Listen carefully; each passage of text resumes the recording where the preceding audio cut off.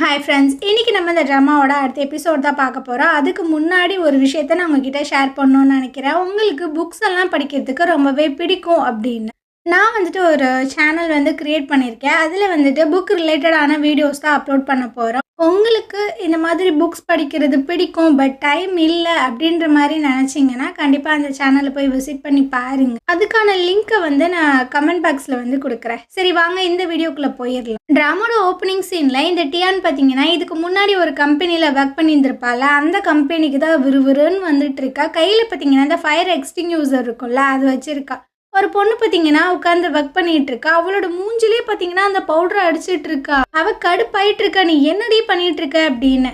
எவ்வளோ தைரியம் இருந்துச்சுன்னா என்னை பற்றி நீ பின்னாடி இந்த மாதிரி பேசுவ அப்படி. நான் என்ன பொய்யா சொன்னேன், அது உண்மை தானே, நீ அடுத்தவனோட புருஷனை தானே வச்சிருந்த அப்படின்ட்டு அவ கடுப்பாயிட்டு இருக்கா.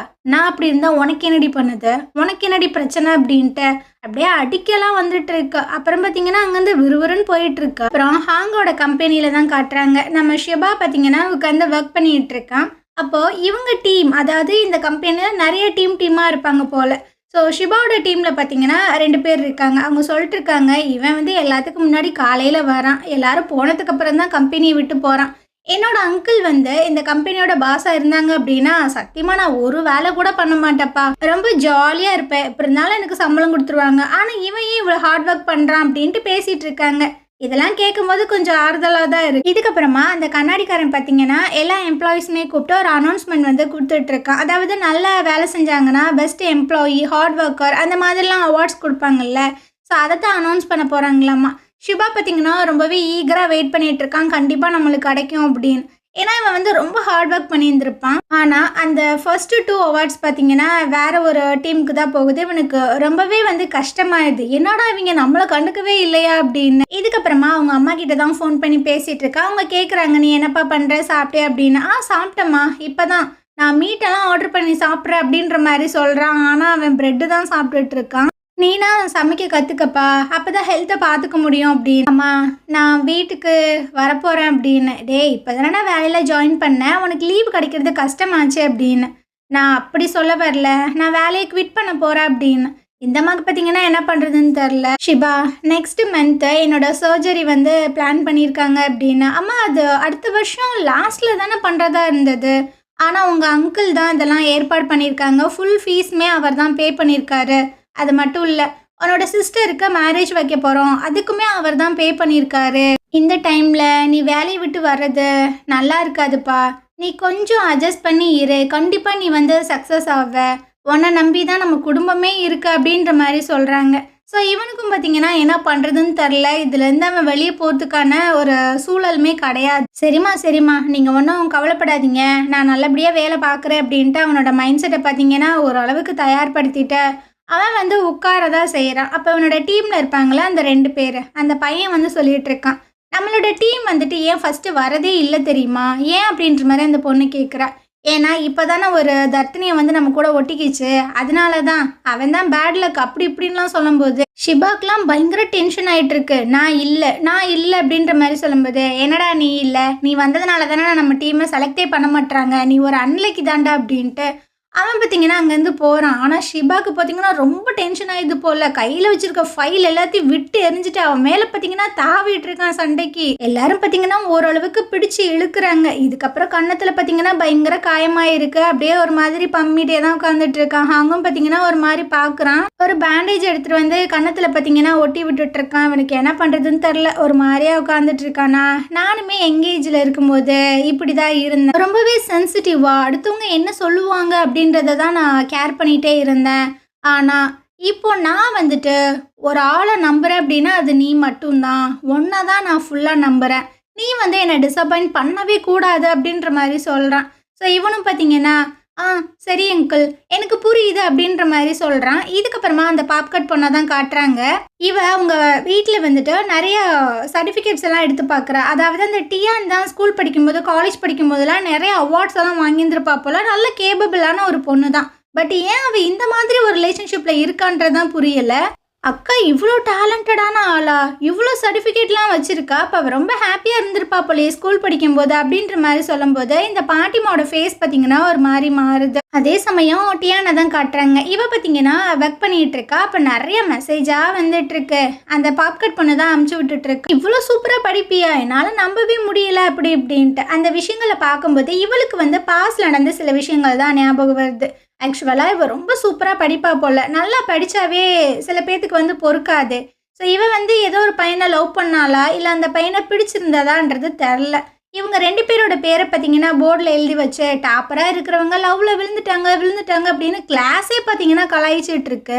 அந்த பையன் பார்த்தீங்கன்னா ஒரு மாதிரி பம்மி பயந்துட்டு தான் உட்காந்துட்டு இருக்கான். இவ பார்த்தீங்கன்னா ஒன்றும் இல்லை ஒன்றும் இல்லைன்னு தட்டி கொடுக்குறா. பாடுறா இந்த மாதிரிலாம் தட்டி கொடுக்குறாங்க அப்படின்ட்டு அதையுமே கலாய்க்கிறானுங்க. ரிட்டர்ன் ஸ்கூல் விட்டு 2 பேர் வரும்போது இவங்கள புல்லி பண்ணுறதுக்காகவே சில பாய்ஸ் பார்த்தீங்கன்னா நின்றுட்டு இருக்காங்க. நீ ஒன்றும் பயப்படாத வான்ற மாதிரி கூப்பிடும்போது அவன் தயங்கி நிற்கிறான். சரின்னு இவன் முன்னக்க வராளா? அவங்க பார்த்தீங்கன்னா அந்த பேக்கெல்லாம் பிடிச்சி இழுத்து ஒரு மாதிரி பயங்கரமாக புல்லி பண்ணுறானுங்க. இவனையும் கூப்பிட்றாங்க. டே வாடா டாப்பரை தானே லவ் பண்ணுற வாடா வாடா அப்படின்ற மாதிரி சொல்லும்போது அவன் பயந்து அங்கேருந்து போயிடுறான். அவளுக்கு பார்த்தீங்கன்னா ஒரு மாதிரி கஷ்டமாயிடுது. ஸோ ரொம்ப ஃபீல் பண்ணிட்டு தான் வீட்டுக்கு வரா. அவங்க அம்மா அப்பா பார்த்தீங்கன்னா டிவோர்ஸ் பண்ணிட்டாங்க போல். 2 பேருமே வேறு வேறு கல்யாணம் பண்ணிட்டாங்க. இவளை பார்க்கறதுக்காக வந்தாங்களா இல்லை என்ன காரணத்துக்காக வந்தாங்கன்னு தெரில. இவ வந்து ரொம்ப லேட்டாக தான் வந்திருப்பா. அவங்க அப்பா கண்ணா அப்படின்னான்னு திட்டுறாரு. நீ சீக்கிரம் வீட்டுக்கு வர மாட்டேன், உனக்காக நாங்கள் எவ்வளோ நேரம் தான் வெயிட் பண்ணுறது அப்படின்னு. அவங்க பாட்டிமா பார்த்தீங்கன்னா இவள் வாங்கின சர்டிஃபிகேட்ஸ் எல்லாத்தையுமே காட்டுறாங்க. ஆனால் அதெல்லாம் பார்க்க இவங்களுக்கு டைமே இல்லை. இவளோட அம்மா பார்த்தீங்கன்னா கோஸ்ட் அங்கேருந்து போயிட்டே இருக்காங்களா. ஸோ இவளும் பின்னாடியே வந்துட்டு இருக்கா அம்மா அம்மா அப்படின்னு.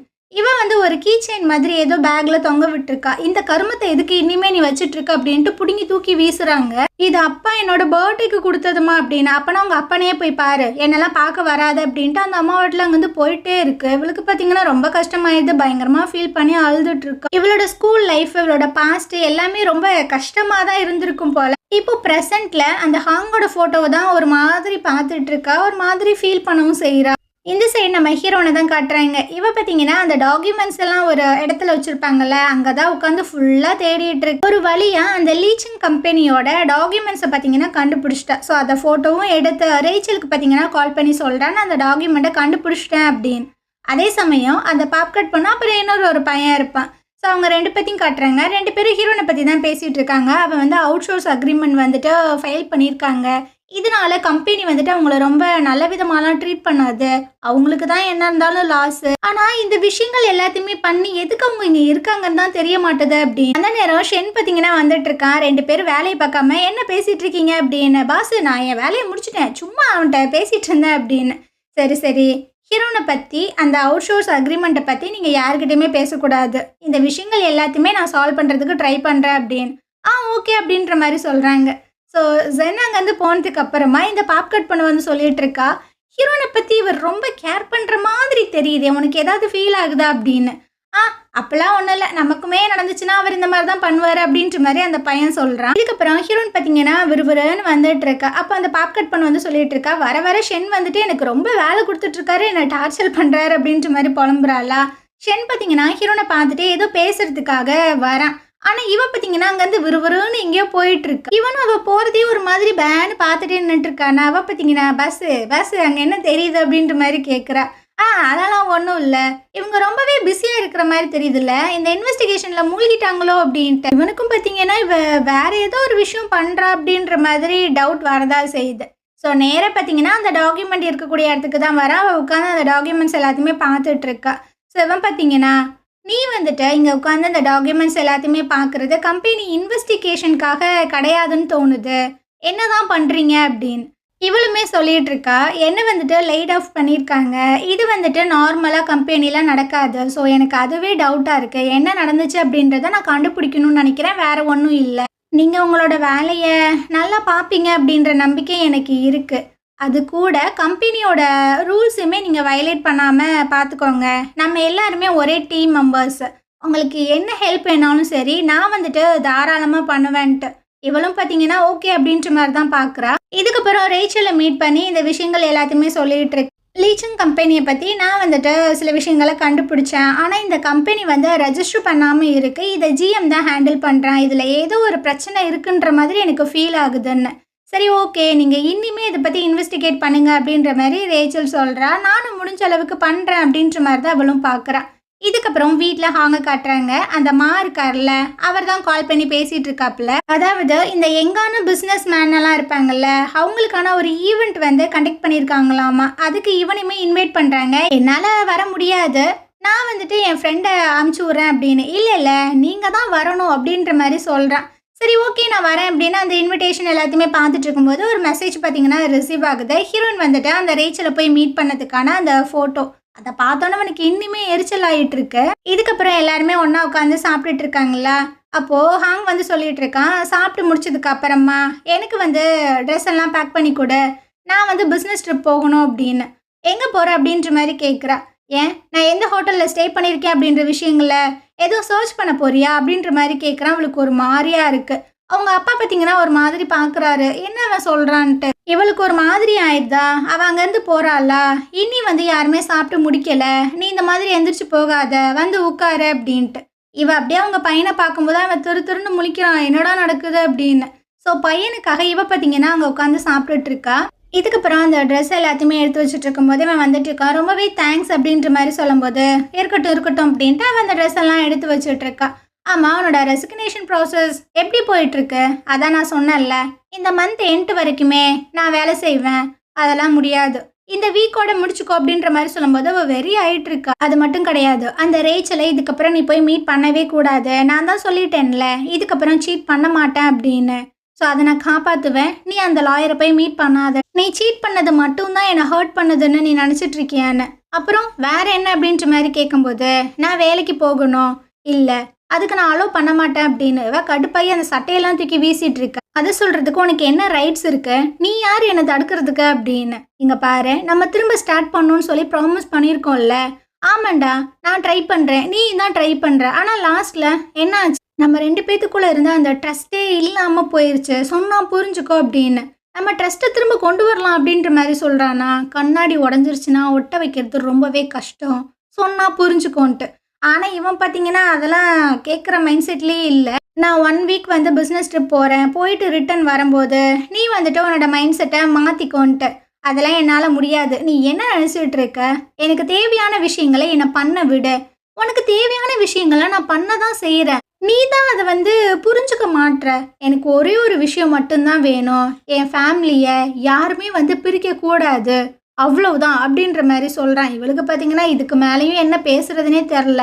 இதுக்கப்புறம் இவன் பார்த்தீங்கன்னா ஒரு ஃப்ளைட்டை பிடிச்சி ஏர்போர்ட்டுக்குமே வந்துடுறான். ஸோ காரில் ஏறி உட்காரும்போது அங்கே பார்த்தீங்கன்னா அந்த டியான் உட்காந்துட்டு இருக்கா. அவளை பார்த்தோன்னே இவனுக்கு பார்த்தீங்கன்னா ஒரு மாதிரியா தான் இருக்குது, என்ன இவ இங்கே வந்திருக்கா அப்படின்னு. இதுக்கப்புறமா அந்த யூகி இருக்காங்கல்ல, அவங்கள தான் காட்டுறாங்க. அவங்க பார்த்தீங்கன்னா ஒரு மலைக்கு மேலே தான் ஏறி வந்துட்டு இருக்காங்க. கூட பார்த்தீங்கன்னா அந்த மாவும் வந்துட்டு இருக்காரு. ஸோ இவங்க 2 பேத்துக்குள்ள என்ன ரிலேஷன்ஷிப் அப்படின்றது தெரில, ரொம்பவே ஹாட்டாக இருக்குல்ல அப்படின்ற மாதிரிலாம் அவங்க சொல்லிட்டு இருக்காங்களா. அடிப்பாவி, இந்த கிளைமேட்டில் நீ இனிமா அந்த ரொம்ப கோல்டான ஃபுட்டெல்லாம் சாப்பிட்டுட்டு இருக்க அப்படின்னு. ஆமாப்பா, அது எனக்கு பழகி போச்சு, சின்ன வயசுலேருந்தே இந்த மாதிரி பிளேஸுக்கு போனால் சில்லுன்னு ஏதாவது சாப்பிடுவேன் அப்படின்ட்டு தண்ணியெல்லாம் குடிக்கிறாங்க. அப்போ ஒரு விஷயம் வந்து ஸ்ட்ரைக் அவுட் ஆகுது. இவங்க ஹாங்கு எல்லாருமே ஒன்றா ஒர்க் பண்ணாங்களா இல்லை என்னன்றது கரெக்டாக தெரில. இந்த மாதிரி ஒரு ஹில் கிளைம்பிங் தான் வந்திருக்காங்க. அப்போ இந்த ஹாங் பார்த்தீங்கன்னா இந்த ஐஸ் பாக்ஸ் இருக்கும்ல, அதில் வந்துட்டு வாட்டர் மெலன்லாம் வச்சு தூக்கிட்டு வந்திருப்பான் போல். இது உங்களுக்காக தான் நான் கொண்டு வந்தேன் அப்படின்னு. ஏன்னா உங்களுக்கு இந்த மாதிரி பிளேஸில் சில்லாக ஃபுட்டு சாப்பிட்றது ரொம்ப பிடிக்கும் போல். ஸோ அந்த விஷயங்கள் எல்லாத்தையுமே யோசிச்சுட்டு ஒரு மாதிரி உட்காந்துட்டு இருக்காங்களா. இந்த வந்து கேட்குறாங்க, ஏம்மா என்னத்தம்மா யோசிச்சுட்டு இருக்க அப்படின்னு. ஸோ இவங்களும் சொல்லிட்டு இருக்காங்க, முன்னாடி வந்துட்டு ஒர்க் பண்ணும்போது ஒரு பையன் வந்து எனக்காக ஒரு ஐஸ் பாக்ஸில் வந்துட்டு இந்த மாதிரி வாட்டர் மெலன்லாம் வச்சு தூக்கிட்டு வந்தான். அப்போ எனக்கு ரொம்ப வந்துட்டு அவன் மேலே இம்ப்ரெஸ் ஆச்சு அப்படின்ட்டு. என்ன சொல்கிற, இவ்வளோ பெரிய மலையில் அவன் ஐஸ் பாக்ஸ்லாம் அந்த வாட்டர் மெலன் வச்சு தூக்கிட்டு வந்தானா அப்படின்ட்டு. அப்போ இவருக்கு பார்த்தீங்கன்னா ஒரு மெசேஜ் வருது அந்த ஹாங்கு கிட்ட இருந்து தான், நான் வந்துட்டு இந்த பிளேஸ்க்கு வந்துட்டேன், நெக்ஸ்ட்டு நம்ம ஹில் கிளைம்பிங் போகலாம் அப்படி இப்படி. இந்தம்மா பார்த்தீங்கன்னா தனியாக பேசுகிற மாதிரி தெரியுது போல. டே நான் சொல்கிறது கேட்குறியா? கேட்குது அந்த வாட்டர் மெலன் தானே அப்படின்ட்டு. ஸோ இவன் வந்து சிரிக்கிறானா. எதுக்கு சிரிக்கிற, எனக்கும் இந்த மாதிரி ஒரு பர்சனை தெரியும், 1 வருஷத்துக்கு முன்னாடி ஒரு பர்சன் வந்து எங்கள் கம்பெனியில் இன்வெஸ்ட் பண்ணுங்க அப்படின்ற மாதிரி வந்து கேட்டான். ஆனால் நான் வந்து அவனை மீட் பண்ண மாட்டேன் அப்படின்ற மாதிரி ரிஜெக்ட் பண்ணிட்டேன். இதுக்கப்புறமா நான் குல்ஃப்லாம் விளையாடுவேன்ல, அந்த விஷயங்கள் தெரிஞ்சுட்டு 2 வருஷம் அவன் என் கூட வந்து விளையாண்டான். ஆனா, இந்த வேலைய பத்தி அவன் எதுவுமே பேசுனதே கிடையாது. சூப்பரா வந்துட்டு அந்த கேம் வந்து ப்ளே பண்ணுவான். அப்புறம் தான் எனக்கு தெரிஞ்சது, இதுக்கு முன்னாடி அவன் இந்த விளையாட்ட விளையாண்டதே கிடையாது அப்படின்னு. அப்போ அந்த பெர்சனோட கம்பெனில நீ இன்வெஸ்ட் பண்ணிட்டியா? ஆமா, கண்டிப்பா. ஆனா, அவங்களோட நீ ஃப்ரெண்ட்ஸா க்ளோஸாலாம் இருக்காத. அது கொஞ்சம் டேஞ்சர் அப்படின்ற மாரி சொல்லும்போது, நான் அவனோட ஃப்ரெண்டாலாம் இருக்க விரும்பல. பட் அவனோட அந்த எபிலிட்டி இருக்குல்ல, அதனால தான் நான் வந்துட்டு அவனோட கம்பெனில இன்வெஸ்ட் பண்ணணும்னு நினச்சேன். வேற ஒன்றும் இல்லை அப்படின்னு ஹாங்கை பற்றி தான் பேசிகிட்டு இருக்கான். அப்போ இவங்களுக்கு பார்த்தீங்கன்னா ஒரு மெசேஜ் வருது. டே முக்கியமான ஒரு வேலைடா, நான் கண்டிப்பாக அந்த ஹோட்டலுக்கு போயே ஆகணும் அப்படின்ட்டு 2 பேரும் அந்த ஹோட்டலுக்கு தான் வராங்க. அந்த ஹோட்டலில் தான் ஹாங்கும் இந்த டியானும் பார்த்தீங்கன்னா ஸ்டே பண்ண போகிறாங்க போல். ஸோ அந்த விஷயங்களை வந்து பேசிகிட்டு இருக்காங்க. யதார்த்தமாக ஹாங் பார்த்தீங்கன்னா 2 பேர்த்தையுமே பார்க்குறான், பயங்கர ஷாக் ஆகிடுறான். இதுக்கப்புறம் அந்த டியான் பொண்ணு பார்த்தீங்கன்னா அவளோட ரூம்குள்ளே போயிட்டு அந்த கார்டை, அதாவது அந்த கீ கார்டை வந்து கொடுக்குறா.